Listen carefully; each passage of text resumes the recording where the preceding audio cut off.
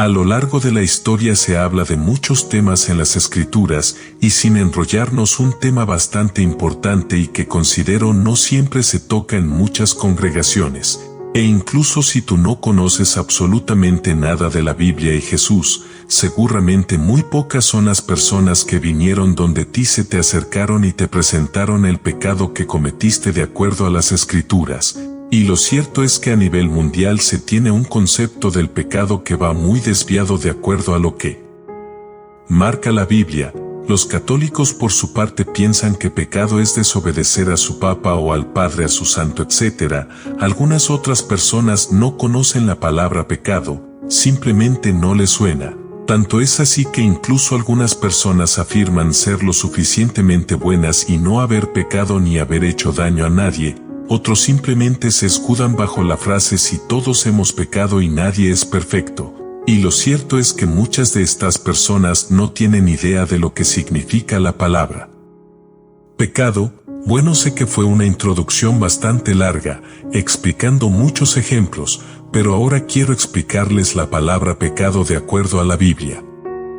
Pues bien, para hablar de la palabra pecado, hablaremos de dónde viene esta palabra. En el Nuevo Testamento se utiliza la palabra griega hamartia, que significa falta, errar, y esta palabra dentro de la cultura griega está sobre todo arraigada a no dar en el blanco, pues bueno, eso no está más lejos de la realidad, ya que la misma Biblia te explica el significado y sobre todo lo que involucra el pecado. En el Antiguo Testamento se utiliza la palabra khet, la cual significa perder la vida, muerte, culpable, crimen, errar. Todas estas palabras involucran dentro de sí la palabra pecado. Muy bien, ahora la pregunta: ¿cómo se originó el pecado? Pues para que se entienda, vamos a hablar un poco del libro de Génesis. En un principio Dios creó toda la tierra y todo lo que en ella hay, y también creó Dios al hombre y a la mujer, ¿correcto? Bien, hasta ahí todo está perfecto. Ahora tenemos que preguntarnos lo siguiente: ¿Adán y Eva podían morir? Y la respuesta es que no. La vida que ellos llevaban era perfecta y Dios estaba con ellos. Solo Dios les dio una orden: que ellos podían comer de todo árbol que había menos del árbol que se encontraba en medio, el árbol del bien y del mal. ¿Por qué? Pues Dios les advirtió que el día que coman de ese árbol morirán. Dios les menciona esta advertencia, porque como les dije, ellos no conocían la muerte, y pues Satanás en forma de serpiente los engañó y les dijo no morirán, que ellos más bien deberían comer del árbol para conocer el bien y el mal, e incluso les mencionó que serían como Dios. En fin, hasta ahí todo bien. Dios se da cuenta de la desobediencia de Adán, los expulsa del huerto donde se encontraban, pero antes de eso le menciona que iban a morir y al polvo iban a regresar. Bien, hasta ahí quiero que analicen todo lo que ocurrió. Esta primera parte vamos a resumirlo como la desobediencia a Dios que dio lugar a la muerte. Ahora es importante mencionarles lo siguiente: así como en el mundo tenemos leyes físicas que rigen el universo, por ejemplo la ley de la gravedad, la cual menciona que toda masa es atraída al centro de la Tierra por su propio peso. Vamos, esto es, todo lo que sube tiene que bajar, en resumen, y esta ley de la gravedad es infalible.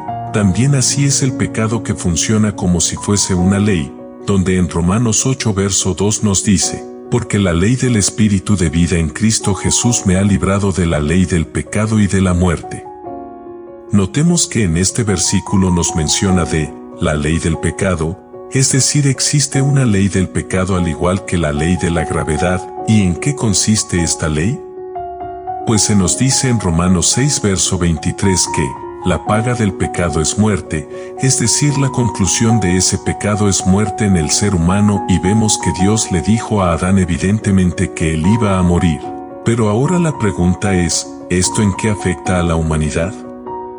Pues es simple. Antes del pecado de Adán, el ser humano tenía otra característica: él no podía morir, es decir, era inmortal, y como ya vimos la ley, si tú no tienes muerte, es porque no tienes pecado, y evidentemente Adán era inmortal y no podía pecar. Y ahora, de manera hipotética, si Adán hubiese engendrado hijos, estos hubiesen tenido las mismas características, es decir, sin muerte.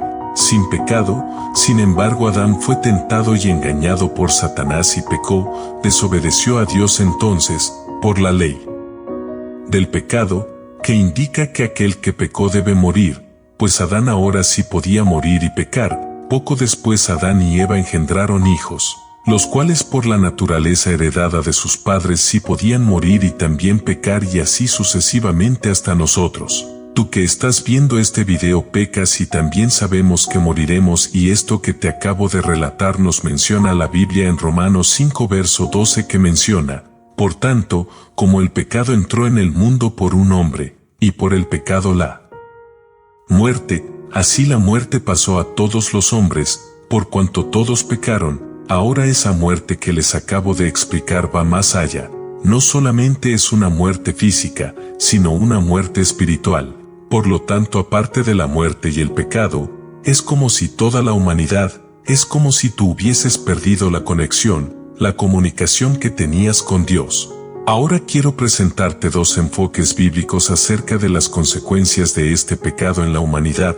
Lo primero es que Dios está enojado eternamente contra el que hace maldad. Eso nos dice en Salmo 7 verso 11, Dios es juez justo, y Dios está airado contra el impío todos los días, porque una de las características de Dios es que Él es santo. ¿Y qué quiere decir la palabra santo? Pues que Él está apartado del mal y no hay maldad en Él.